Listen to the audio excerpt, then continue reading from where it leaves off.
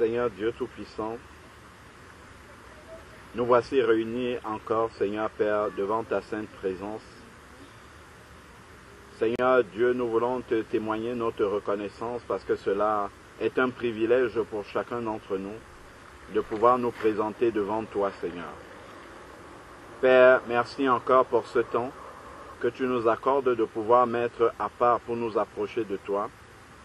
Seigneur Dieu, nous savons que la vie n'est qu'en toi, Seigneur Père. En dehors de toi, ce n'est que désolation, Seigneur. Père éternel, viens encore au milieu de nous, Seigneur Père, comme tu le promets dans ta parole, pour nous accorder encore un supplément de lumière, un supplément de vie, Seigneur Père éternel, afin que nous puissions demeurer en toi et toi en nous, Seigneur Père. Seigneur Dieu, merci pour toutes les sœurs, pour le frère, Seigneur Dieu, que tu as conduit jusqu'à ce lieu. Pour chacun d'entre nous, Seigneur Père, nous étions en déplacement. Tu nous as ramenés à bon port, Seigneur Père, par ta grâce. Nous te disons infiniment merci pour tout cela. Père, nous voulons remettre entre tes mains ces moments que nous allons passer, que tout soit dirigé par ton esprit, Seigneur Père, et que vraiment ton cœur puisse être réjoui par tout ce que nous ferons, Seigneur Dieu, pour ta gloire. Que tout ne soit que inspiré par ton esprit, Seigneur Dieu, que la chair ne s'exprime pas, mais que seul ton esprit nous conduise dans tous les détails de tout ce qui doit être fait, Seigneur Père, pour ta seule gloire. Éternel Dieu Tout-Puissant, Père, nous te prions d'étendre ta main pour surtout les bien-aimés qui n'ont pas pu se joindre à nous aujourd'hui. Seigneur Père, que ta grâce, que ta paix, que ta miséricorde, que ta bonté, Seigneur Père, repose sur chacun d'entre eux. Seigneur Dieu, que toi également, tu puisses leur accorder ce dont ils ont besoin pour continuer à cheminer avec toi. Père, que s'il y en a un, s'il y en a une qui est fatiguée, Seigneur Dieu, est chargé, que tu lui ôtes son fardeau, Seigneur Dieu, et que tu lui permets de continuer la course, Seigneur Père. S'il y en a qui sont découragés, viens encore et encourage chacun. Seigneur Père, s'il y en a qui sont tombés, étends ta main encore, Seigneur Dieu, pour attirer vers la repentance, Seigneur Dieu, afin que nul ne reste à la touche, mais que tous continuent à persévérer et à marcher, à s'accrocher, Seigneur Père éternel. Car tu nous as dit, il persévérait dans l'enseignement des apôtres, il persévérait dans la communion fraternelle, il persévérait dans la fraction du pain et dans les prières. Seigneur Dieu, que cette parole-là soit bien ancrée dans le cœur de chacun de tes enfants. Seigneur Père, afin que nul ne perde l'objectif, mais que nous soyons toujours centrés sur tes paroles et que nous demeurons, nous persévérons dans ces paroles-là, Seigneur Père, jusqu'à ce que tu nous reprennes ou jusqu'à ce que tu reviennes, Seigneur Père éternel. Père, nous te glorifions encore.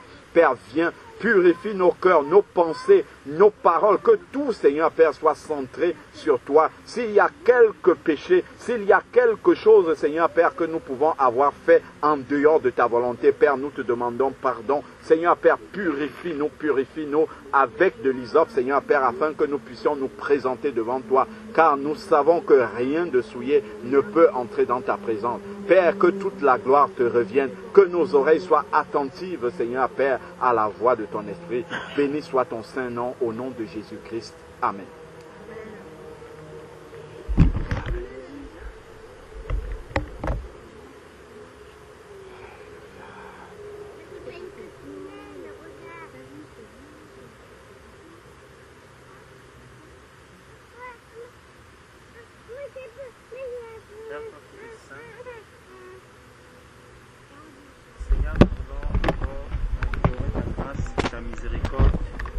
Chacune de nos vies. Seigneur, toi qui connais nos pas, tu nous dis que notre vie est devant toi comme un livre ouvert. Amen. C'est pour cela que nous te supplions, ô Dieu Tout-Puissant, de venir encore laver, purifier et nettoyer, Seigneur, non seulement nos cœurs, nos pensées, notre corps, tout ce que nous avons pu faire qui ne t'a pas honoré. Père, nous te supplions de nous pardonner. Amen. Car nous avons foi qu'il n'y a que le sang de Jésus-Christ, ton Fils unique, qui ôte le péché du monde. Amen. Père, merci parce que par ce sang, tu nous purifies et tu nous laves. Alléluia. Tu nous accordes la grâce de nous présenter devant le Père que tu es digne. Merci Seigneur mon Dieu parce que tu es le véritable et tu es celui qui tient à sa parole. Tu nous dis que même si vos péchés sont comme du cramoisi, tu es celui qui les efface et tu les oublies. Merci Père, parce que nous savons que nous sommes au bénéfice de cette grâce. Père éternel, merci pour ce temps que tu disposes. Merci pour ce soleil qui brille. Merci pour cette lumière qui est autour de nous. Père, merci pour cet endroit même que tu as disposé pour nous encore aujourd'hui, pour que nous puissions te louer et te glorifier. Alléluia. Ô Père éternel, nous te supplions de nous accorder la grâce de demeurer vraiment unis dans le même cœur, dans le même esprit, pour que tout ce que nous allons faire aujourd'hui ne soit conduit que par toi seul. Alléluia. Père, viens et travaille, viens et agis, viens et manifeste-toi. Amen. Seigneur mon Dieu, nous voulons te prier pour tous ceux-là qui ont besoin de ces moments de communion, d'intimité avec toi. Père, tous ceux-là qui sont tout seuls et qui n'arrivent pas à bénéficier de cette communion fraternelle, Seigneur, nous te supplions de leur faire grâce. Amen. Accorde à nos bien-aimés, ô mon Dieu, ceux qui te cherchent, vraiment de pouvoir susciter les pierres, Père, pour qu'ils soient en communion avec toi. Ô Seigneur mon Dieu, viens et agis. Travaille, Seigneur, dans les cœurs de ceux qui sont persécutés même aujourd'hui à cause de l'Évangile. Seigneur, tu sais ce qu'on est en train de condamner même en ce moment, ce qu'on est en train peut-être de tuer même, de lapider en ce moment à cause de ton Saint-Nom. Père éternel, agis, agis, fortifie tout cela, Seigneur mon Dieu, qui sont dans la tribulation, dans la persécution. Alléluia. Père, qu'ils ne fléchissent pas le genou, mais que toi, tel que toi-même tu nous as dit que vous n'avez pas encore lutté jusqu'au sang. Amen. Père, que nous soyons tous vraiment unis dans le même esprit, dans le même cœur avec cela. Alléluia. Père, accorde ta grâce à tes enfants qui te cherchent. Père, à ceux-là qui ne te connaissent pas encore, oh mon Dieu, fais grâce. Tourne ton regard vers eux. Touche encore leur cœur, Père, afin qu'ils puissent ouvrir leur entendement, que leur intelligence, leur cœur puisse être touché par ta parole. Amen. Que ce soit même par la nature, car tu nous dis que la nature nous enseigne. Père, que personne ne passe à côté du plan merveilleux que tu as prévu pour lui.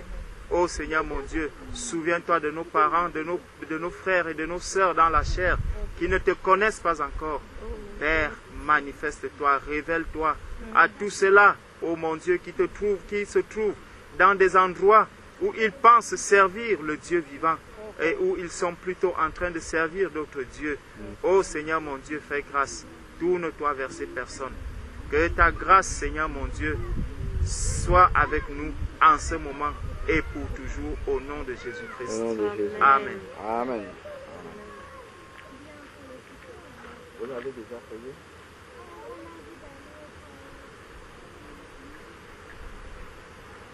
Vous devez prier d'abord. On avait prié. Et moi je fais. On avait prié au début. Moi je fais. Allez. Bon. Gloire à Dieu. Tes chaussures. Comment tu t'appelles? Aurélia. Aurélia. Aurélia. Aurélia, d'accord, Aurélia. D'accord. Mais mon papa il Ben vas-y, tu mets des chaussures et puis tu vas avec les autres, dépêche-toi. Comment tu n'arrives pas? Tu as déjà fait la paix avec le Seigneur? C'est-à-dire? Est-ce que tu es né de nouveau? Non. Ça te parle, ces mots-là? Mais Ah d'accord, ça te parle. en né de nouveau, c'est-à-dire baptisé? Non, né de nouveau. Qu'est-ce que ça veut dire par né de nouveau, c'est-à-dire? D'accord. Est-ce qu'aujourd'hui tu estimes que tu es un enfant de Dieu? Oui et non. Alors oui, parce que je prends Dieu, je prie de temps à autre, mais je n'ai pas de congrégation fixe. Je ne vais pas tous les dimanches à l'église. D'accord. C'est pour ça, oui et non. D'accord. Donc, Après, je sais qu'ici, c'est assez particulier. si tu allais tous les dimanches à l'église, dans une congrégation en particulier, tu supposerais, si tu rajoutais ça à la manière dont tu es aujourd'hui, tu supposerais que tu es enfant de Dieu tout court. Ou tu dirais quand même toujours oui et non? Non, je dirais oui. Tu dirais oui. Donc c'est ça qui te manque? Oui. D'accord. Je n'ai pas un rattachement en fait à une église en particulier. D'accord, tu n'as pas un rattachement à une église en particulier. Ok. Quand on pose la question, est-ce que tu es un enfant de Dieu? Si aujourd'hui, on pose la question à ta maman, est-ce que tu es sa fille? Elle peut dire oui rapidement, même clair. Hein? Si on lui demandait est-ce que c'est ta fille, ça aurait pu être sa fille. Tu vois? Pourquoi? Parce que Claire, c'est un être humain déjà. Mais s'il y a un petit chien qui passe là, et que je dis, maman, la chienne là, c'est ta fille, est-ce qu'elle peut accepter une telle chose? Pourquoi? C'est un animal? Ah! Et qu'elle est un être humain. Ben oui. Ah, d'accord, ça c'est bien. Elle est un être humain et c'est un animal dont... Hey, Wendy, tu viens ici, viens là, viens là. Comment ça se fait que c'est du là? Où sont les autres? Donc, ce n'est pas possible que la chienne qui est en train de passer ou la chatte qui est en train de passer soit l'enfant de maman. Pourquoi? Parce qu'ils n'ont pas la même nature. Maman, c'est un être humain et là-bas, c'est un animal. Tu vas là-bas sur le tapis. C'est un animal. Donc, avec Dieu, en fait, c'est la même chose. Attends, on va voir ça, on va vous donner des chiffres. Voilà. Donc, avec Dieu, en fait, c'est la même chose. C'est-à-dire que, au départ, tu as peut-être entendu déjà que Dieu a créé deux êtres humains au départ, Adam et Ève. Voilà. Dans le livre de la Genèse, dans le 2e chapitre, il est dit en fait que Dieu a créé Adam et Ève à sa ressemblance. C'est-à-dire que Adam et Ève ressemblaient à Dieu. C'est-à-dire comme on peut dire que toi tu ressembles à maman ou elle a la même nature. Ils avaient la même nature que Dieu. Tu vois? Et après, effectivement, Dieu avait mis Adam et Ève dans un jardin et il leur a demandé de ne pas toucher aux fruits d'un certain arbre. Parce que ça devait les entraîner en fait dans la mort. Il dit, si vous mangez du fruit de cet arbre, alors là vous mourrez, certainement. Et dans cette mort-là, en fait, il y a ce qu'on appelle la mort physique. C'est pour ça que les gens meurent aujourd'hui, parce que nous sommes tous pécheurs. Nous avons hérité de ce péché-là, d'Adam et Ève. C'est pour ça que tout le monde meurt aujourd'hui. Mais il y a quelque chose d'encore plus grave que ça. La mort physique, pour beaucoup de personnes, on pense que c'est ça qui est la chose la plus terrible qui puisse arriver. La mort physique n'est pas la chose la plus terrible qui puisse arriver à quelqu'un. La chose la plus terrible qui puisse arriver à quelqu'un, c'est d'être séparé de Dieu et de mourir dans cet état-là. C'est-à-dire de mourir et ne pas être un enfant de Dieu. C'est la chose la plus terrible qui puisse arriver à quelqu'un. Pourquoi? Parce que la Bible dit que... Mais j'ai un malaise un peu avec le terme enfant de Dieu. Enfin, pour moi, je vais continuer jusqu'à ce que tu comprennes. Pour l'instant, c'est encore abstrait, mais je vais arriver exactement là où je veux arriver. Donc, en fait, lorsque Adam va pécher avec Ève, ils vont perdre la ressemblance de Dieu.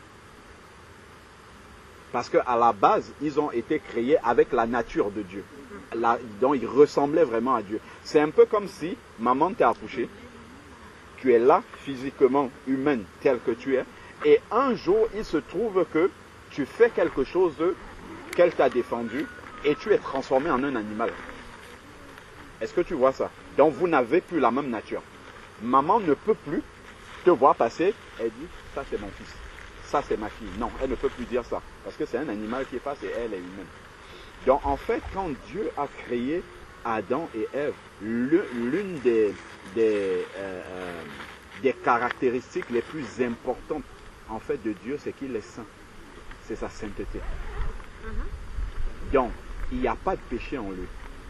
Et Adam et Ève ont été créés sans le péché. Et dès l'instant qu'ils ont péché, ils ont perdu la sainteté de Dieu. Donc, ils ont perdu cette nature de sainteté qu'a Dieu en fait. Et ce qui caractérise un enfant de Dieu, c'est qu'il est saint, en fait. Parce qu'il reçoit le Saint-Esprit. Et ça fait de lui un saint. La Bible appelle les enfants de Dieu des saints. Parce qu'ils ont reçu le Saint-Esprit. Par définition, on ne peut pas être saint étant donné qu'on a hérité du péché. C'est écrit dans... j'ai parlé des enfants de Dieu, mais on peut le devenir. Hein. C'est-à-dire que si, je prends un exemple qui n'existe pas dans le monde humain, tu as touché à ce que maman t'avait défendu, tu es devenu un animal, mais Dieu a pourvu pour qu'on puisse redevenir humain, c'est-à-dire reprendre la nature de Dieu. D'accord ? Et c'est ça, c'est comme ça qu'on devient un enfant de Dieu en fait. C'est-à-dire qu'aujourd'hui, lorsque nous naissons, nous ne naissons plus comme Adam était né avec la nature de Dieu. On est directement animal, si tu veux, pour prendre l'exemple dont je parlais. Mais Dieu a permis que l'on puisse reprendre sa nature. C'est-à-dire qu'on puisse revêtir le caractère de sainteté. Et tu fais bien quand tu dis en fait qu'il n'y a personne qui existe là dehors qui est saint. Parce que tout le monde, par nature, est pécheur. Donc, par nous-mêmes, par nos propres efforts, par nos bonnes résolutions, par tout ce qu'on veut faire de bien, jamais on ne peut retrouver la nature de sainteté de Dieu. Elle se donne. Elle se donne, en fait. Donc, voilà pourquoi, en fait, Adam ayant perdu cette nature de sainteté, étant devenu pécheur avec Ève, ils ont accouché des enfants, Caïn, Abel, Seth, ainsi de suite, qui sont nés dans le péché. Eux-mêmes ont eu des enfants, et ça s'est transmis. Jusqu'à Noé, il y a eu le déluge, mais après, encore des pécheurs sont revenus sur la terre.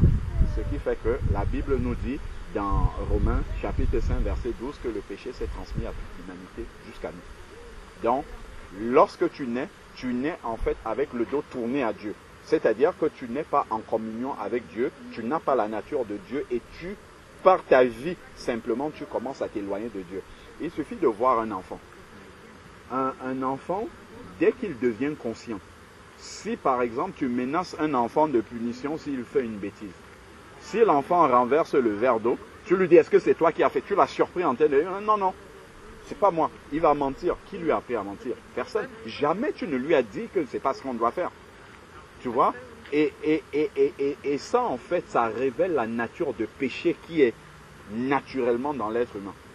Parce qu'on est avec ça. Donc, la tendance à faire ce qui est mal, tu vois, pourquoi les enfants font des bêtises? Pourquoi naturellement les enfants ne sont pas sages? C'est-à-dire, on n'a même pas besoin de mettre des garde-fous. Pourquoi on doit mettre des garde-fous? Parce que, en fait, c'est cette nature de péché qui pousse les enfants à faire des bêtises.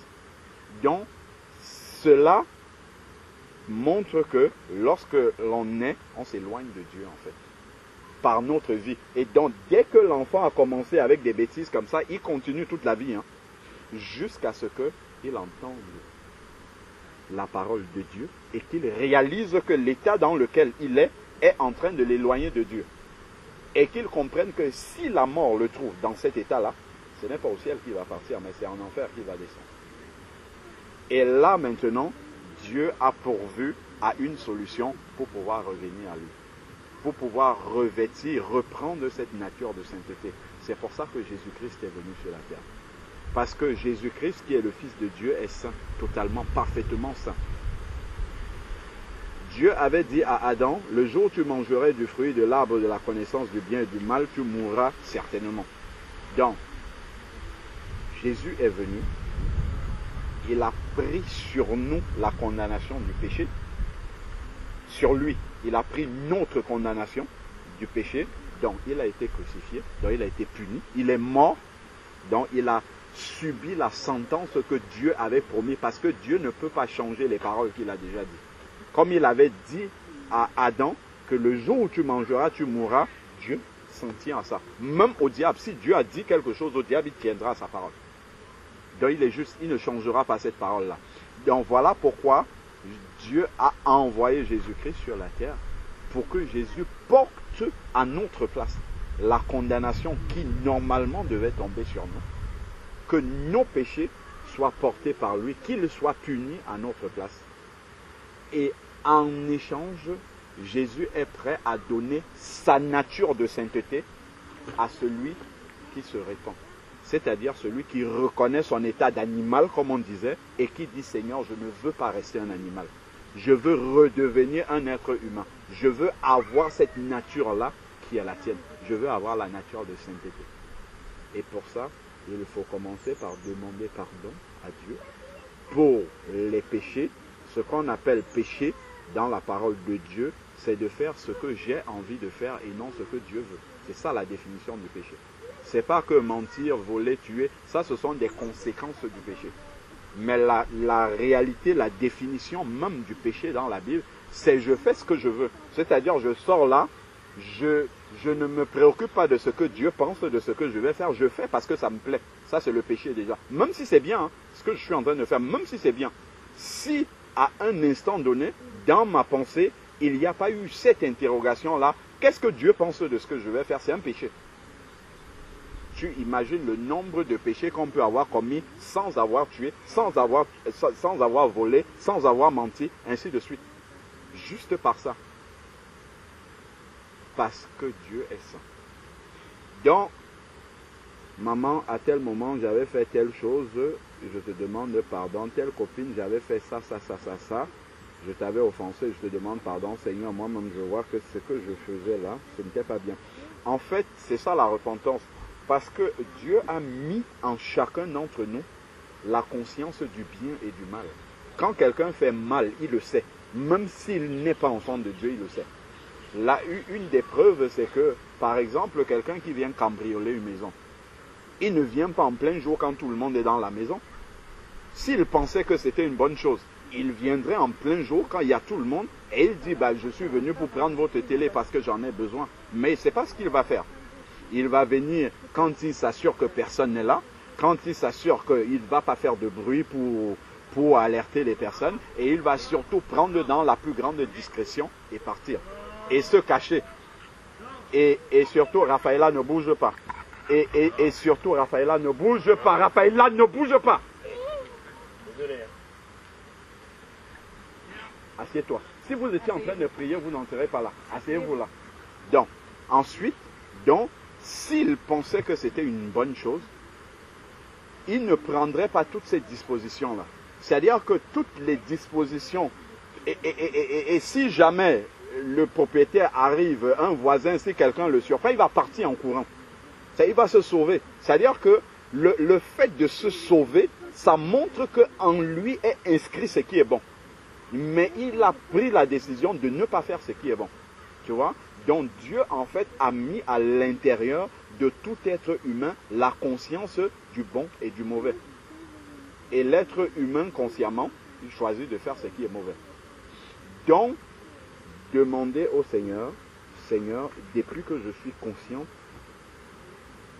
remets à ma pensée tout ce que j'ai fait que tu ne permets pas.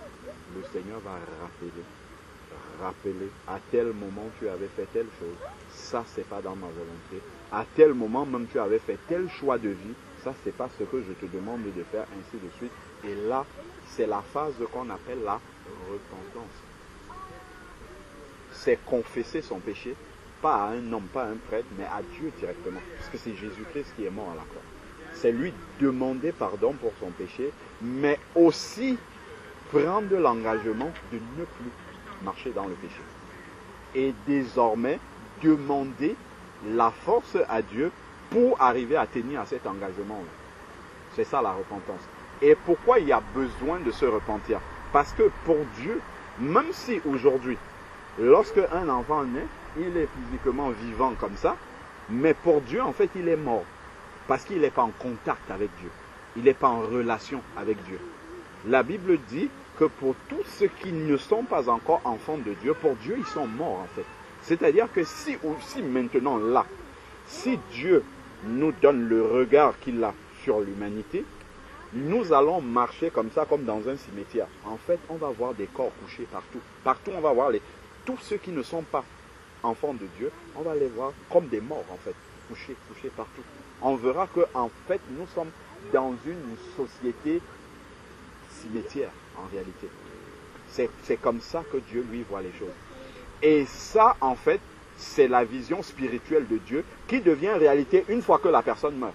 C'est-à-dire que si tu es dans une même voiture avec un enfant de Dieu, hop, il y a un accident, vous mourrez tous les deux, hop, il y a une séparation. Chacun prend le chemin qu'il a choisis quand il était vivant. Il y a un qui va monter au ciel s'il est toujours avec Dieu et l'autre qui va descendre en enfer. Pourtant, vous étiez si proches, vous pouvez même être des frères. Vous pouvez même être des frères jumeaux, même des siamois.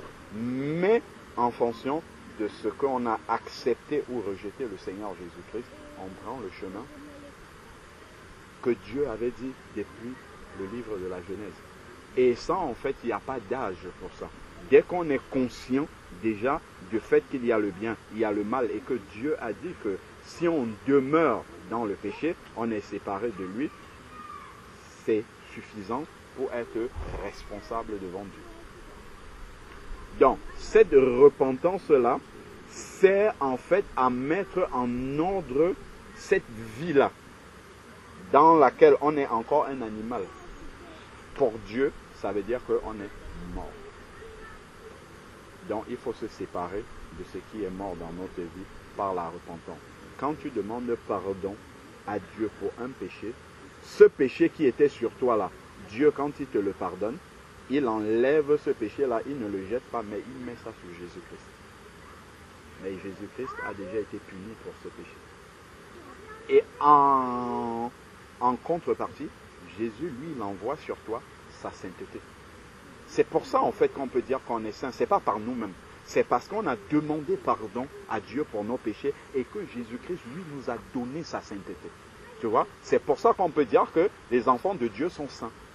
Ils ne sont pas saints parce qu'ils ont fait des actions saintes, mais ils sont saints parce qu'ils ont reconnu d'abord que par eux-mêmes, ils ne sont pas saints et ils ont demandé pardon à Jésus-Christ. Et Jésus-Christ a pardonné et effacé leurs péchés. C'est-à-dire que c'est comme si ces péchés-là n'ont jamais existé du tout. Et c'est ça la puissance en fait de la parole de Dieu. C'est que quelqu'un qui était totalement pécheur dans tout ce qu'il fait, en un instant, quand il a demandé totalement pardon à Dieu pour ses péchés, il devient un saint. C'est ce que la Bible dit.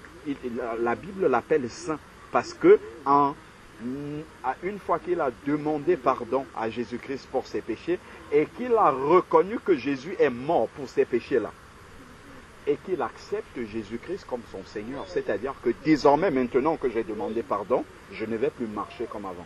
Je vais marcher maintenant comme Jésus-Christ me demande de marcher, et ça c'est écrit dans la parole de Dieu. La manière dont il faut marcher comme Jésus-Christ veut. Quand on prend cet engagement-là, Jésus-Christ va nous donner sa sainteté. C'est quand l'Esprit Saint vient habiter dans un corps humain. Et pour cela, la repentance a la fonction de nettoyer complètement. Parce que l'Esprit Saint va venir, il est saint. Il ne peut pas venir habiter dans une maison qui est souillée. C'est pour ça qu'il faut demander pardon à Dieu. Et ce pardon-là doit être sincère et profond. Parce que notre vie est comme un livre ouvert devant Dieu. C'est-à-dire que si je demande pardon en m'amusant, sachant que demain je vais continuer à marcher comme avant, en fait Dieu sait qu'on est en train de s'amuser. Donc il n'y a aucune sainteté qui va venir sur nous. Nous serons toujours comme avant. Mais si Dieu voit cette sincérité-là dans le cœur, de changer de vie, de marcher différemment, de marcher comme Dieu veut, il viendra nous aider pour que cela devienne une réalité dans notre vie. C'est pourquoi en fait on parle de nouvelle naissance. Parce que la première naissance par laquelle tu es sorti du ventre de ta mère, en fait tu es sorti animal. Il faut que tu passes par une autre naissance maintenant qui va te faire sortir un être humain. Ça c'est dans l'exemple qu'on a pris depuis le début en supposant que Dieu c'est un être humain et nous sommes nés animal. Tu vois? Donc c'est pour ça qu'il faut une deuxième naissance.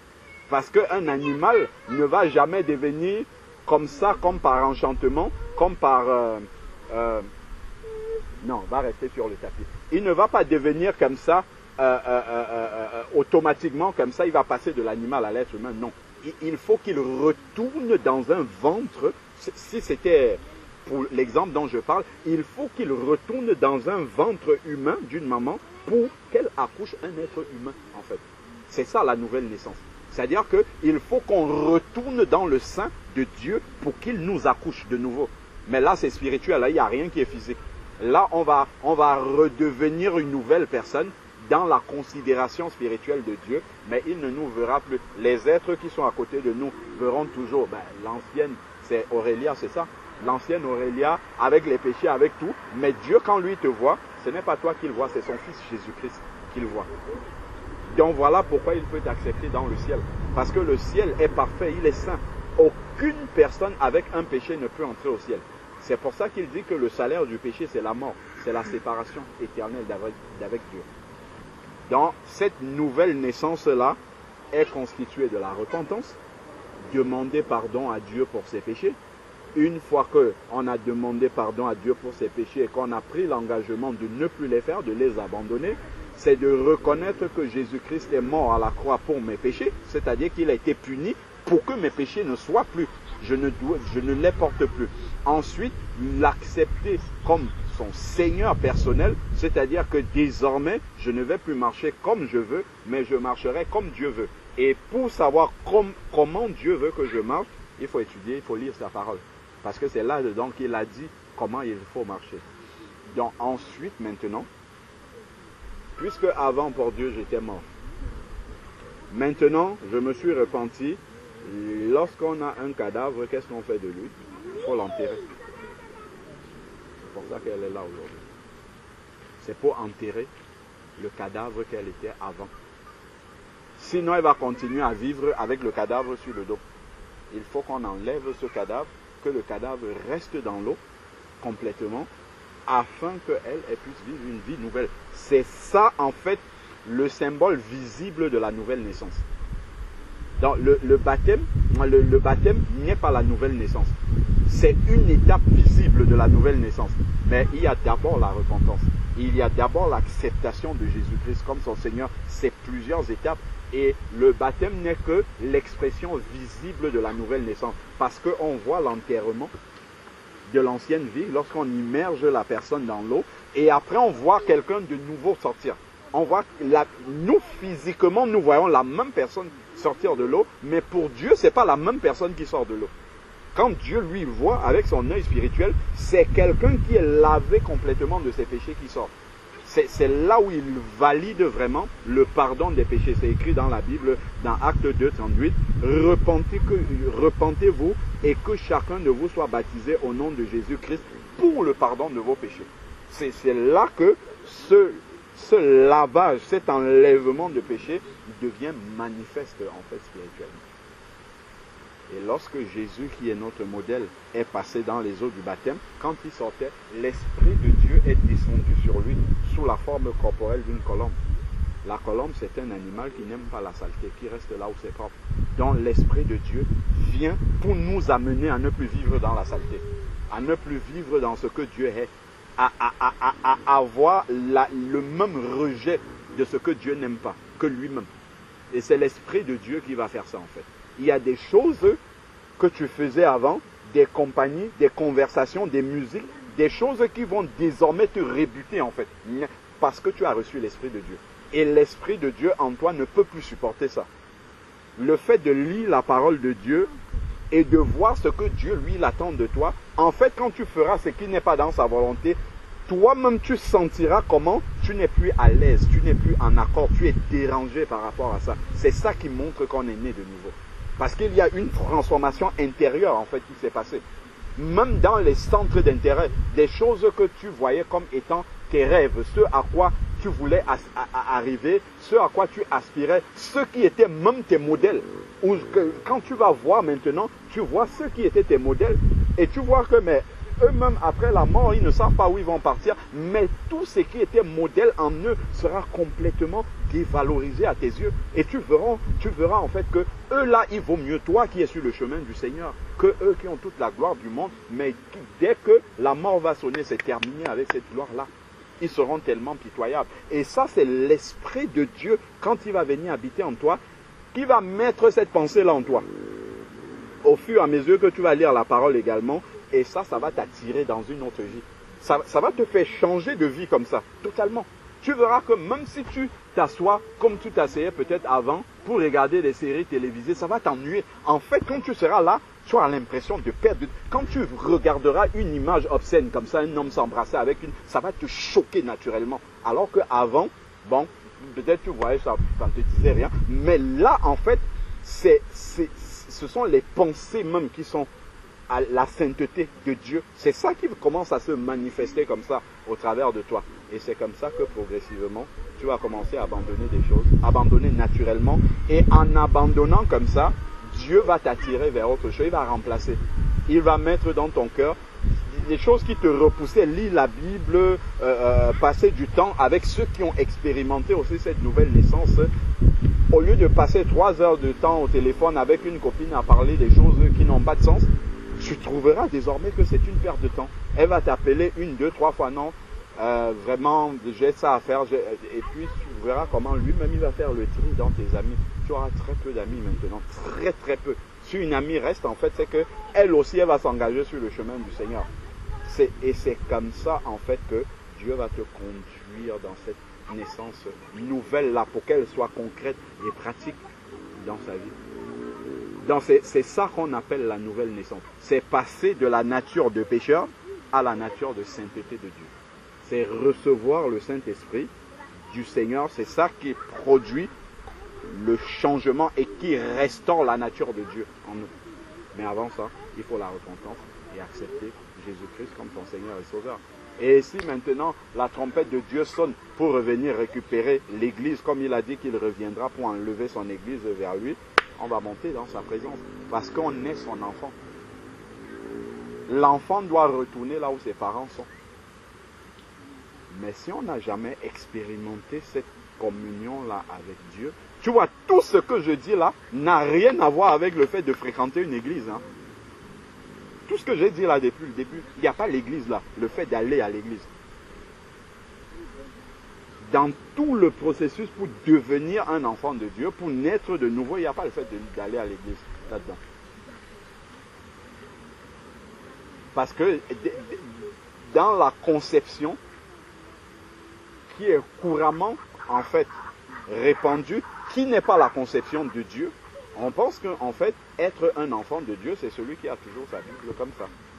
C'est celui qui la lit toujours, c'est celui qui chante des cantiques chrétiens, ou c'est celui qui va au culte tous les dimanches. Non. Celui qui devient enfant de Dieu sera amené à le faire, mais ce n'est pas ça qui prouve qu'il est un enfant de Dieu. Ce qui prouve qu'il est un enfant de Dieu, c'est que quand il est devant une situation que Dieu n'aime pas, dans son cœur, il y a quelque chose qui se passe. C'est ça la nature de Dieu. Il y a quelque chose qui se passe qui lui dit ça. Dieu n'aime pas ça. Ne fais pas ça. Ou s'il est déjà tombé par accident, il y a une tristesse qui vient dans son cœur. Il y a quelque chose dans son cœur qui lui dit ça. Non.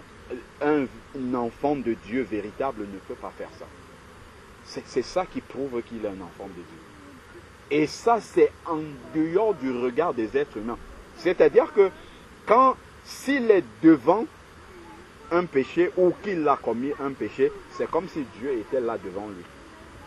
C'est un peu comme un enfant qui a fait une bêtise et c'est comme si le père ou la mère de l'enfant était juste devant l'enfant pendant qu'il est en train de faire la bêtise. Tu vois un peu dans quelle situation d'embarras, dans quelle situation de mal-être sera l'enfant qui commet une bêtise sous le regard des parents. C'est-à-dire qu'il est en train de faire la bêtise, il pense que les parents sont peut-être sortis, et quand il se retourne comme ça, il voit le père et la mère qui sont juste devant la porte, qui sont en train de regarder ce qu'il fait. Ça, c'est une sensation, une attitude qui sera dans ton cœur à tout moment, quel que soit l'endroit où tu es. Même si tu es dans des toilettes qui sont éteintes, dans une pièce éteinte complètement, ça sera comme si Dieu est là avec toi. Et donc ça, automatiquement, ça va t'amener dans une nouvelle vie qui glorifie Dieu. C'est ça la nouvelle naissance. Et cette vie-là est suivie d'une transformation, d'un changement de vie. Est-ce que ça te semble plus clair, la nouvelle naissance? Ouais, ça me semble un peu clair, mais c'est un peu... C'est une autre vision des choses, quoi. Mais c'est... Oui, en tout cas, j'ai compris. C'est l'enseignement biblique, en fait, des choses. Parce que Jésus-Christ a dit, je suis le chemin, la vérité et la vie. Il ne dit pas je suis un chemin, je suis une vérité ou je suis une vie. Il dit je suis la porte, pas une porte. Celui qui entre par moi vivra. C'est ce qu'il dit. C'est-à-dire qu'il y a une seule manière de devenir enfant de Dieu. C'est celle que nous venons de dire. Parce que ce que je dis n'est pas une vision, en fait, c'est ce qui est écrit dans la Bible. Après, maintenant, les hommes religieux qui pratiquent les religions racontent ce qu'ils veulent. Ils créent des mouvements à partir de ce qu'ils comprennent. Mais ce que nous venons de dire là, c'est ce qui est littéralement, c'est écrit comme ça dans la parole de Dieu, pour devenir un enfant de Dieu. Moi, c'est ça le souci, en fait. C'est qu'en fait, enfin, quand vous dites qu'il y a des religions, il y a des congrégations, il y a des assemblées, c'est qu'en fait, chacun a son discernement de ce qui est écrit dans la Bible, puisque chacun va s'appuyer sur des passages de la Bible. Quand il y a des congrégations, des assemblées, on s'appuie toujours sur la Bible, mais chacun a son interprétation, en fait. C'est l'interprétation qui est différente d'une personne à l'autre, en fait. Et c'est là où ça devient un peu confus pour les gens qui assistent à ces assemblées-là. C'est que, en fait, on n'est pas victime. Je veux dire, on va écouter. On va écouter la parole à travers, en fait, une personne qui va chapeauter toute l'assemblée et selon son interprétation, en fait.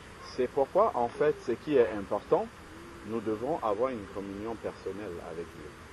Ce que nous venons de dire, c'est le cheminement initial pour naître de nouveau, pour devenir enfant de Dieu. Et ce que Jésus a dit dans Jean 16, il a dit que je vous accorderai l'esprit de vérité, le Saint-Esprit qui vous conduira dans toute la vérité. Il vous enseignera toutes choses et vous rappellera mes paroles. C'est-à-dire que à l'instant où le Saint-Esprit vient habiter en toi, c'est lui qui est ton premier enseignant.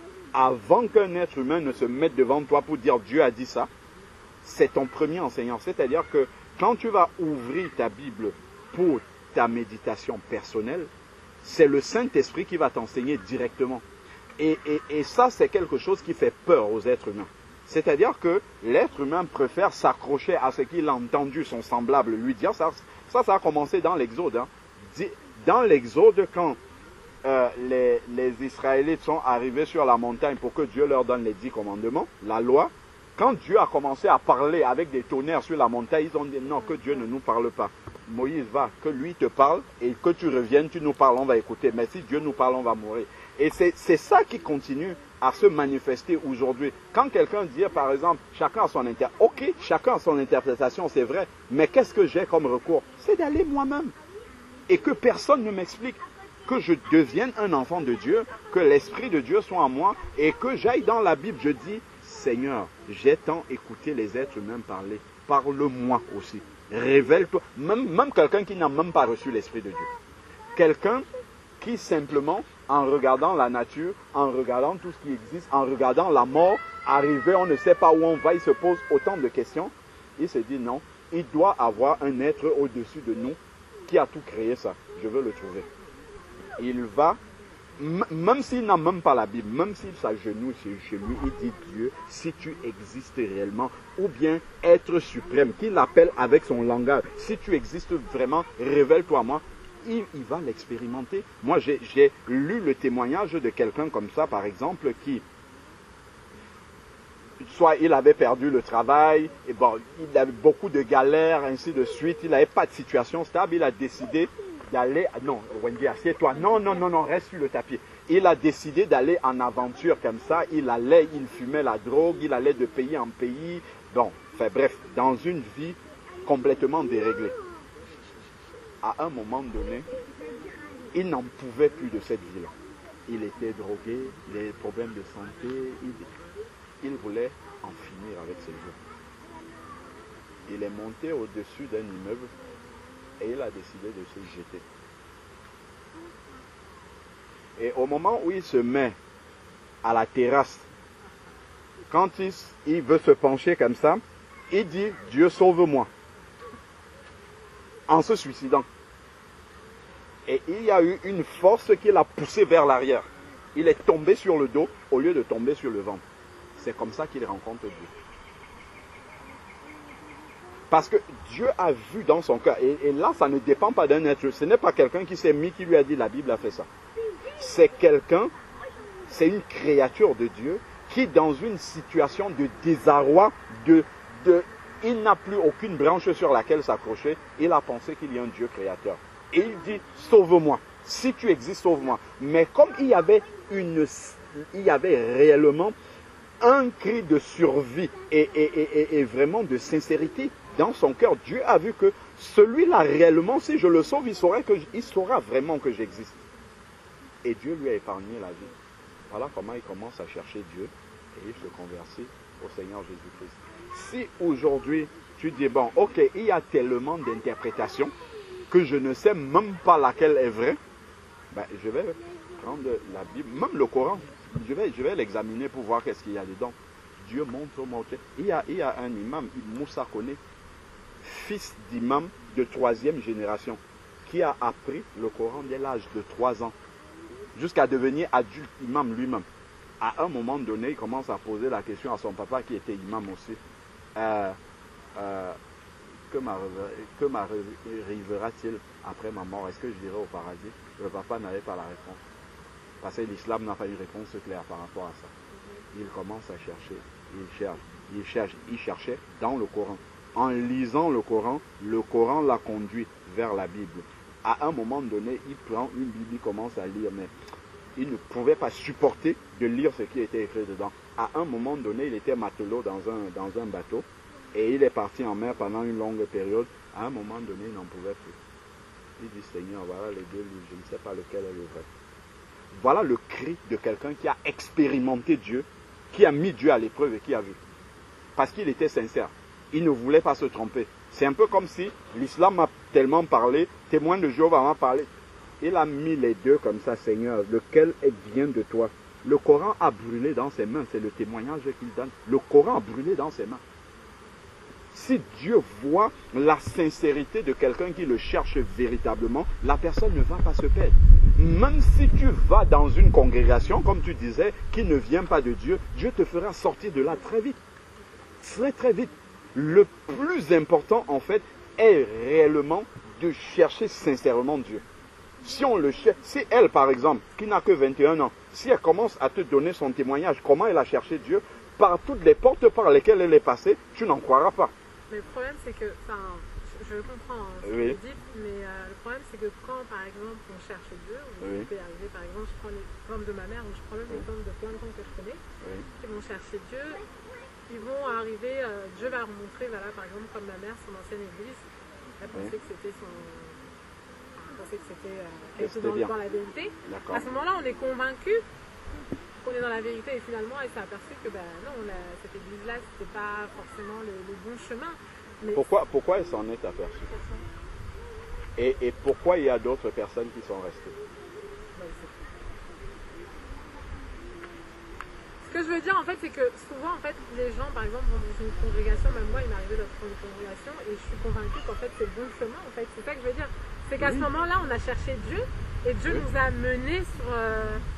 nous a dirigés. Ce n'est pas tout de suite que tu vas voir si Dieu t'a dirigé là-bas.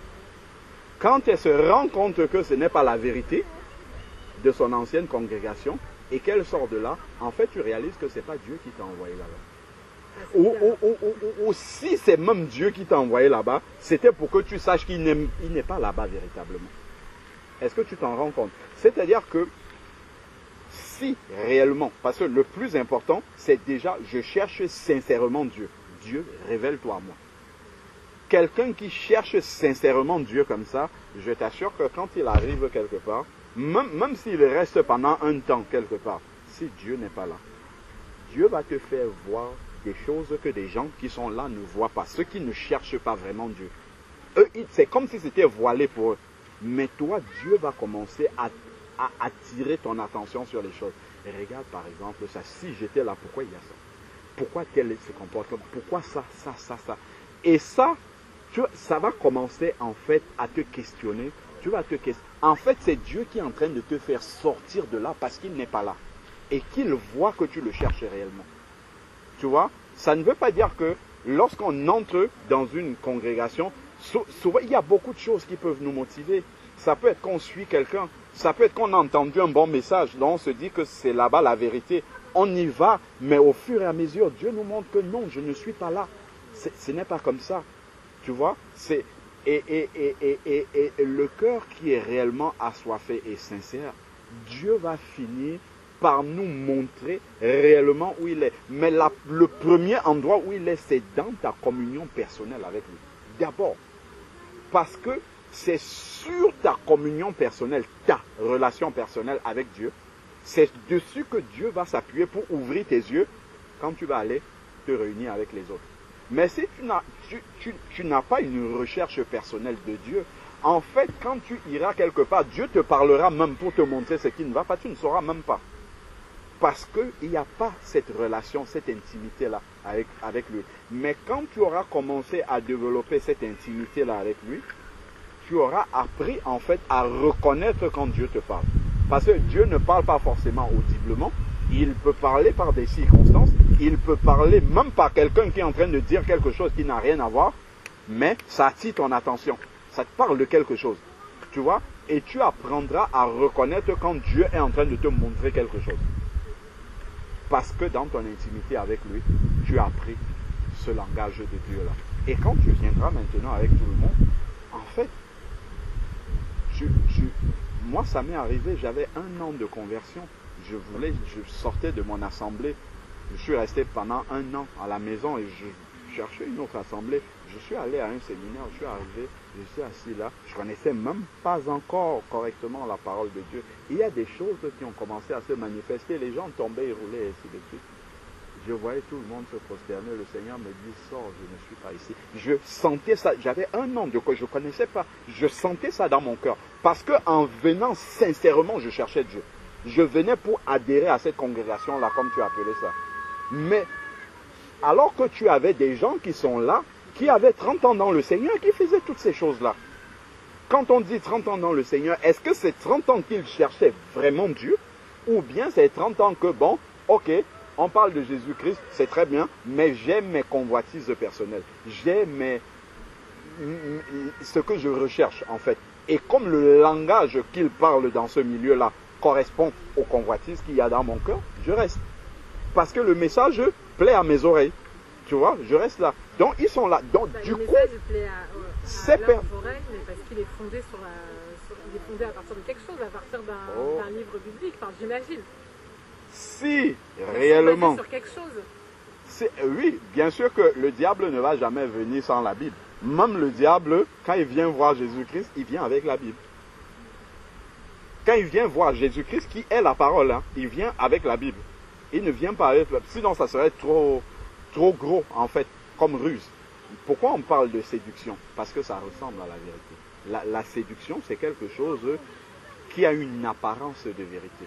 Ça ressemble à la vérité, mais quand on gratte un peu, on se rend compte que ce n'est pas la vérité. Et qu'est-ce qui va te permettre de discerner ça?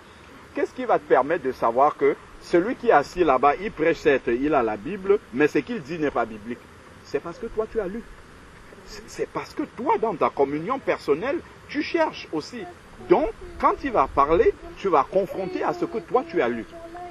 Et sur la base de ce que tu as lu, l'Esprit de Dieu en toi va te dire ce que tu entends là, ça ne vient pas de Dieu.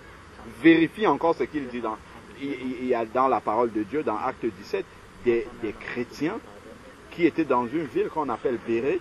En fait, l'apôtre Paul, qui est un grand prédicateur de la parole de Dieu, venait leur prêcher, mais il ne se contentait, il n'était pas influencé par le fait que c'est un grand apôtre qui leur parle. Ils examinaient dans la parole de Dieu tous les jours pour vérifier est-ce que ce qu'il nous dit, c'est ça qui est écrit. Et ce n'est que ça, en fait, qui peut garder véritablement un enfant de Dieu. Ce qui est certain, c'est que dans la Bible, certes, il y a des passages difficiles, mais on s'en remet à Dieu pour ces passages-là. Mais il y a beaucoup... Moi, je me rappelle, au début de ma conversion, j'avais tellement soif de lire la Bible, de comprendre ce que Dieu dit, en faisant simplement une... Je ne parle pas de méditation, hein, je dis juste lire, même comme un livre historique. Ça balayait déjà beaucoup de choses que je voyais les gens pratiquer. Je savais déjà que ce qu'ils font là, ce n'est pas ce qui est écrit dans la Bible. Si un catholique lisait la Bible, il ne peut pas se prosterner devant Marie. Devant la statue, il ne peut pas faire. C'est écrit que tu ne te prosterneras pas devant les images taillées. Qu'est-ce qu'on va t'expliquer pour te dire que non, ce n'est pas vraiment les images? C'est écrit comme ça qu'on ne doit pas se prosterner. Donc, s'il recherche vraiment Dieu, en lisant ça, tout simplement, ça lui évite déjà de faire ce qui n'est pas bien. Et après, il va voir, c'est écrit, il y a un seul médiateur entre Dieu et les hommes, Jésus-Christ homme. Mais pourquoi nous on prie Marie? C'est des petites questions comme ça qui vont venir. Et après, il va commencer à se poser, est-ce que réellement l'église catholique là, même comme il y a beaucoup, est-ce que réellement ça vient de Dieu? Parce que ce que je lis et je regarde ce qu'ils font, ce n'est pas ce qui est écrit. Ils font exactement le contraire. Voilà comment il va sortir de là. S'il lit jamais la Bible, s'il vient, il s'assoit, je vous salue Marie, Amen, il répète ce que... Mais il peut rester là toute la vie. Il peut rester dans cet état-là toute la vie et Dieu ne va pas le gêner. Parce qu'il ne cherche pas véritablement. S'il le cherchait véritablement en prenant sa Bible et tout, Dieu va commencer à l'interpeller. Dieu va faire qu'il tombe sur des passages. Et il y a beaucoup de cas de personnes qui ont cheminé comme ça et qui ont fini par trouver réellement la voie du Seigneur. Après, le salut, ce n'est pas une question de congrégation. Hein. Ouais, non, je sais, c'est bien. Tu vois, c'est d'abord une question de la relation personnelle avec Dieu. Après, maintenant, déjà pour aller dans une congrégation, on ne se lève pas comme ça, on dit, bon, ben moi je vois tel là, ils ont l'air de parler bien, j'y vais. Non, on se prosterne et on prie. On dit, Seigneur, est-ce que je dois aller là-bas? Dieu peut même permettre que tu ailles dans un milieu où il n'est pas, parce qu'il va t'utiliser pour amener la lumière. Mais il faut que tu aies demandé au Seigneur, est-ce que c'est là que je dois être? Est-ce que c'est là que je vais être utile? Tu vois?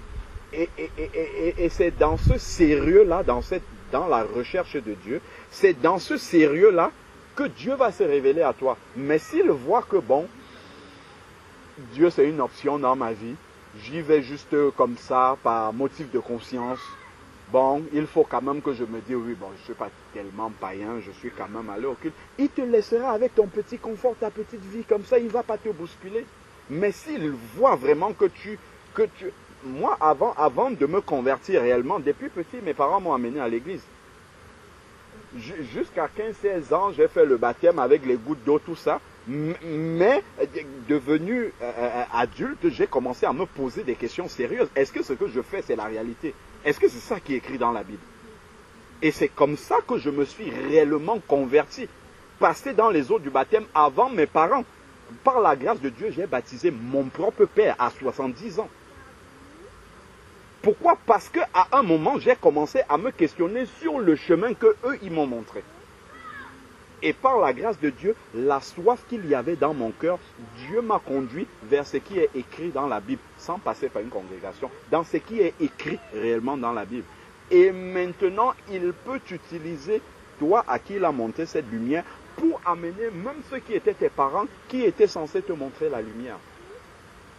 Tu peux utiliser n'importe qui, ça c'est pas un Même problème. un enfant, même une grande personne, même un âne, même on le voit dans la Bible. Tu vois? Donc c'est en fait, il ne faudrait pas que la peur de se tromper sur le chemin de Dieu, ou bien le fait qu'il y ait beaucoup de mauvais chemins, nous dise, bon, ok, comme il y a tellement de chemins, apparemment que les hommes présentent, mais Jésus lui dit, je suis le chemin. Donc, il y a un seul qui est bon dans tout ça. Ce n'est pas de dire, bon, ok, comme il y en a tellement, je vais faire ma vie sans tous ces chemins-là, parce que comme je ne sais pas lequel est bon, je préfère rester comme ça. Non, il faut aller au pied du Seigneur et dire, Seigneur, c'est lequel qui est le bon chemin?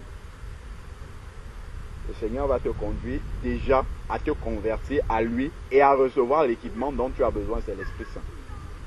Et maintenant, l'Esprit Saint va t'alerter et te conduire comme il faut pour que tu ne prennes pas le mauvais chemin. Ou si tu as déjà pris un mauvais chemin, tu te dis, non, ça c'est pas le bon, reviens là, ainsi de suite. Et c'est comme ça que ça va se passer. Donc n'aie pas peur des congrégations.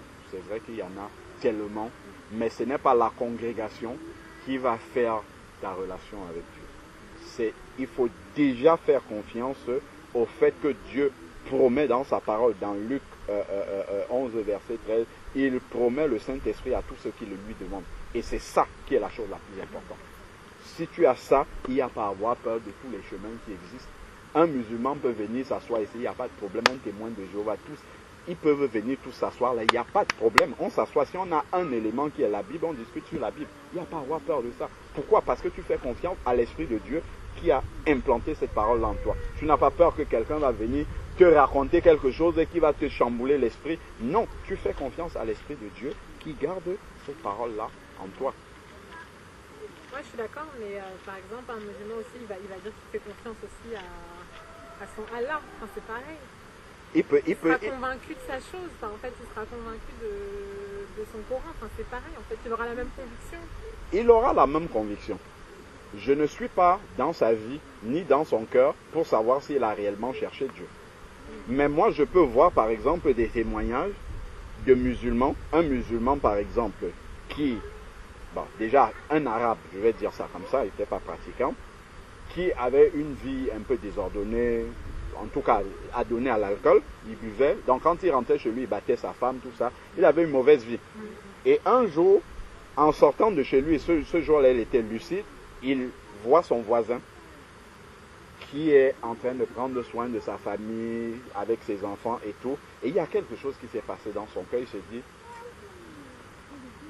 pourquoi moi je ne vis pas ça? C'est tellement beau, pourquoi moi je suis aussi... Il dit non, il faut quand même que je change. On sent qu'en fait, il y a le Dieu créateur, que peut-être lui il appelle Allah parce qu'il a grandi dans ça, il ne sait pas. Mais il y a quelque chose qui se passe dans son cœur qui lui montre que c'est ça qui est bon. Le voisin, je ne sais même pas s'il est chrétien, mais ça, Dieu lui parle au travers de ça. Et quand il voit ça, il rentre, il prend le Coran, il dit qu'il faut peut-être que je commence à obéir à l'islam. Il commence à faire les saintes prières et tout. Sa femme le regarde, sa femme était dépassée. Elle dit, non, il faut que je devienne un bon musulman, un bon père, ainsi de suite. Et donc, le mois où ils vont en pèlerinage à la Mecque arrive et il prend son billet pour aller. Ils font le tour autour de la Kaaba, la pierre là. Ils font le tour, ils font le tour, ils font le tour. À un moment donné, le soir arrive, il faut rentrer à l'hôtel parce qu'il était parti dans un contingent. Les gens qui étaient avec lui partent. On lui dit, bah viens, on va se laver, on va faire un tour, je sais pas où, la Mecque, by night, on va visiter un peu. Il dit non, chacun sait pourquoi il est venu là. Moi, je suis venu pour chercher Dieu. Si vous voulez faire autre chose, allez-y, moi je reste ici. Il est resté, les gens sont partis. C'était le tour. Il tournait seul, hein. Il tournait. À un moment, il était tellement fatigué, il s'est affalé là, il dormait. Devant la pierre où les gens quittent le monde entier pour aller rencontrer Allah, entre guillemets, là devant cette pierre-là, il a eu Jésus qui lui est apparu. Là devant. Devant cette pierre-là, c'est là que Jésus lui est apparu. Parce que dans son cœur, il cherchait vraiment Dieu. Il cherchait Dieu. Donc peu importe l'arrière-plan qu'on a, peu importe la congrégation où on est, peu importe là où on est né, si on cherche réellement Dieu, Dieu va venir. Il ne va pas te laisser se perdre. Il viendra. C'est-à-dire que même lui, il partait en étant convaincu que mais aller à la Mecque, c'est quelque chose de très honorable pour un musulman. Donc, il partait en croyant vraiment bien faire, selon le Coran. Mais quand il arrive là-bas, qu'est-ce qui lui arrive? Au lieu de rentrer El Hadj, il rentre chrétien. Voilà. Et même sa femme était dépassée, elle ne comprenait. Qu'est-ce qui se passe? Les gens vont là-bas, ils reviennent, ils deviennent El Hadj. Mais toi, tu reviens, tu dis que tu es chrétien, mais ça, c'est une blague. Ça, c'est pas la vérité. Elle ne pouvait pas croire. Et voilà comment les gens dans son entourage sont touchés. Comment ça C'est souvent bien de suivre comment les témoignages des musulmans, comment Dieu ou même les témoignages des prêtres catholiques, comment ils rencontrent Jésus. Il y a plein de témoignages, même certains que j'en ai publiés, sur des sœurs catholiques, des prêtres catholiques, des sœurs qui ont vécu dans les couvents, comment ils ont rencontré Dieu. Elles étaient sincères. J'imagine que pour la plupart de sœurs, quand elles choisissent, c'est un chemin du renoncement à la vie, voilà. Donc, beaucoup sont réellement sincères de chercher Dieu. Même dans ces endroits-là, celles qui sont sincères, Dieu va les sortir de là. Certains même ont été au Vatican. J'ai suivi des témoignages des sœurs qui ont été sœurs au Vatican même et que Dieu a sorti de là. Parce qu'elles cherchaient vraiment Dieu. Mais si on est allé pas pour avoir un confort de vie, on est allé parce qu'il y a une convoitise impure dans le cœur, Dieu va te laisser avec ça. Dieu ne nous bouscule pas dans ce que nous aimons, hein. Il nous laisse avec ça. C'est pourquoi en fait, devant toute l'agitation des hommes et tout ce que les hommes ont créé comme religion, il ne faut pas avoir peur, il faut faire confiance à Dieu. Il y a un seul qui est le vrai. Même si tu dis, je ne suis pas sûr que c'est le Dieu chrétien, fais ta démarche personnelle d'aller vers Dieu. Tu verras que si tu fais cette démarche-là, même si tu es chez les mormons, même si tu es chez, je ne sais pas, les animistes, mais si c'est Dieu que tu recherches, même si tu commences par adorer le soleil et tout ça, si réellement dans ton cœur c'est Dieu que tu recherches, il va te montrer. C'est ce qui est écrit dans la Bible. Hein. il dit qu'il se laisse trouver par celui qui le cherche.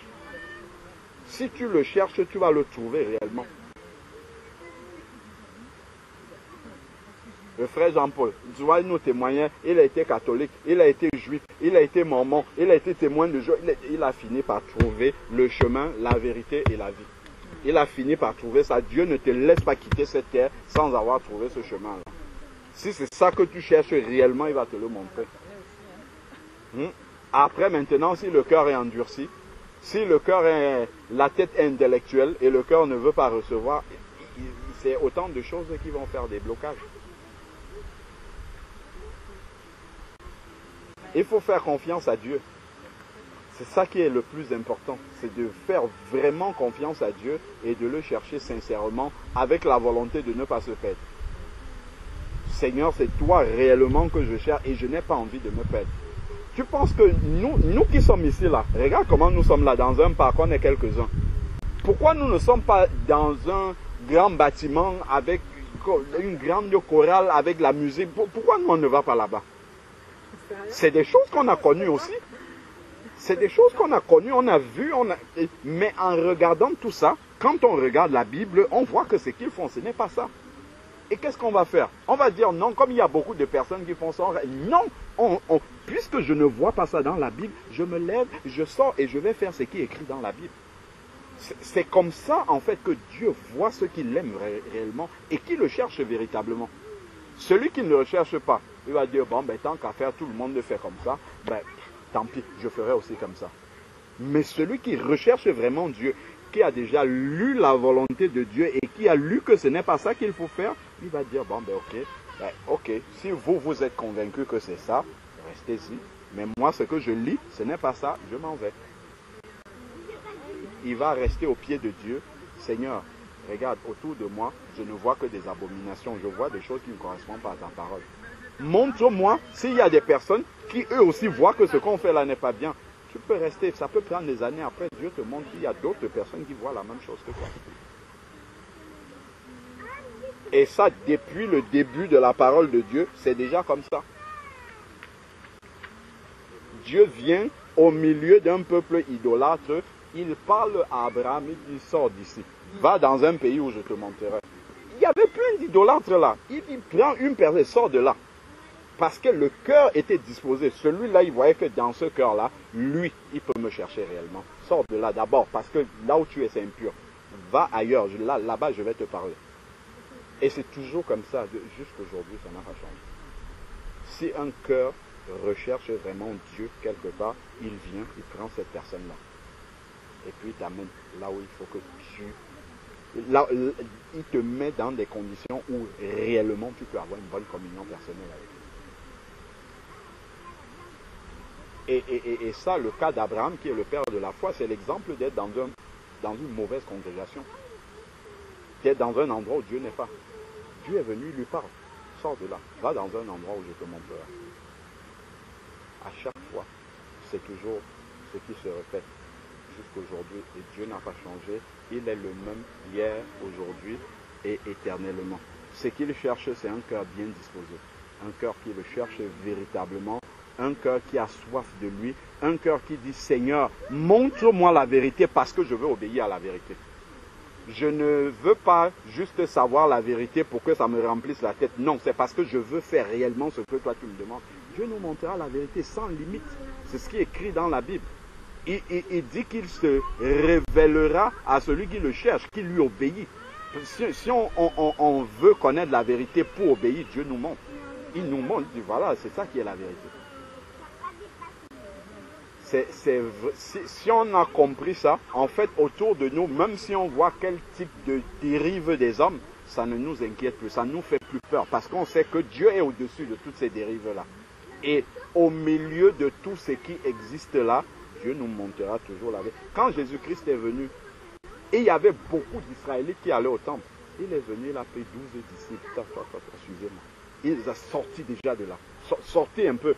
Je vais vous montrer le véritable chemin. Parce que tout ce que vous entendez là, c'est pas ça là. Eux, ils auraient pu dire, laisse-nous tranquille. Nous, on ne te connaît pas. Qu'est-ce qu'ils ont fait? Déposer les filets, déposer tout. Et ils ont suivi le Seigneur. Parce qu'ils étaient disposés, ils cherchaient la vérité. véritablement. Amen. Amen. Est-ce que tu as des questions? Je vais m'en remettre au Seigneur, simplement. Voilà. C'est une très très bonne décision. Il faut ouvrir son cœur au Seigneur et le chercher sincèrement. Je suis certain, sûr et très certain qu'il va te montrer le véritable chemin. Gloire à Dieu. Est-ce que quelqu'un veut compléter soit avec la parole de Dieu, soit avec un témoignage? Parce que ça peut aider aussi à comprendre davantage comment Dieu nous a conduits un peu pour nous amener à le rencontrer déjà. Ça peut aider Aurélie à mieux comprendre comment ça se passe. Parce que normalement, pour chaque enfant de Dieu que tu vois, il y a un témoignage personnel de sa conversion. C'est-à-dire qu'il y a un cheminement. Et pas si quelqu'un te dit, bon voilà, depuis tout petit je vais à l'église, ça se limite à ça. Si c'est ça son témoignage, il faut avoir peur. Normalement, il y a une rencontre personnelle. C'est-à-dire que il y a vraiment, un peu comme deux amis que tu rencontres, à chaque fois il y a une histoire de la rencontre. Il y a une histoire vraiment derrière qui a fait en sorte qu'ils soient amis. Avec Dieu, c'est la même chose. Chacun a son histoire de la rencontre personnelle avec Dieu. Peut-être même après, il peut se souvenir, Dieu me parlait déjà il y a longtemps, mais je n'entendais pas. Je ne savais pas que c'est lui qui me parlait. Même des événements qui sont, même dans ton enfance, dont tu ne te doutais même pas, mais en fait c'est Dieu qui était déjà en train de préparer le chemin. Te mettre sur le chemin. Toi tu ne le voyais pas, mais lui il était déjà en train de te diriger pour te mettre sur le droit chemin. Amen. Témoignage dans la rencontre personnelle.